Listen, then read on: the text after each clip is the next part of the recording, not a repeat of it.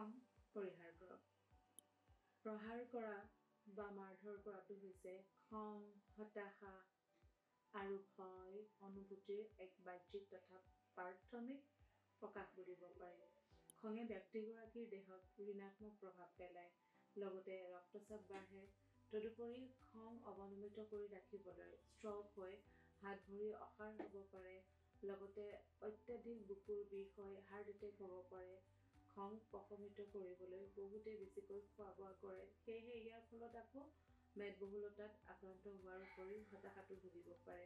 খঙৰ ভমকত বুকুৰ ধপধপনি অনুভৱ কৰিলে মনত 1ৰ পৰা 10লৈকে গণনা কৰিব লাগে আৰু ইয়াৰ পূৰ্বে খঙৰ বাহ্যিক প্ৰকাশ ঘটাব নালাগে।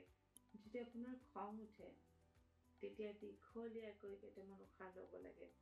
কেতিয়াবা মনৰ ভিতৰতে ওম শান্তি শব্দটো কেইবাবাৰো আওৰাই থাকিলে আপোনালোকে সুফল লাভ কৰিব পাৰে।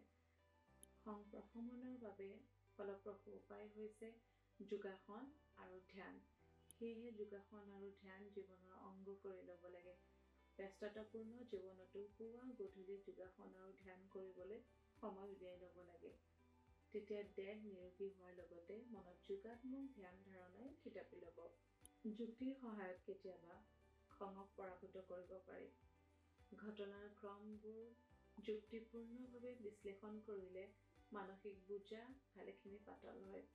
খঙাল প্ৰকৃতিৰ মাত্ৰা কমাবলৈ খং উঠি থকা মানুহজনে যাৰ ওপৰত খং উঠিছে তেওঁৰ বক্তব্য শুনাৰ অভ্যাস কৰাৰ উপৰিও নিয়মীয়াকৈ খোজ কঢ়াৰ অভ্যাস কৰিব লাগে।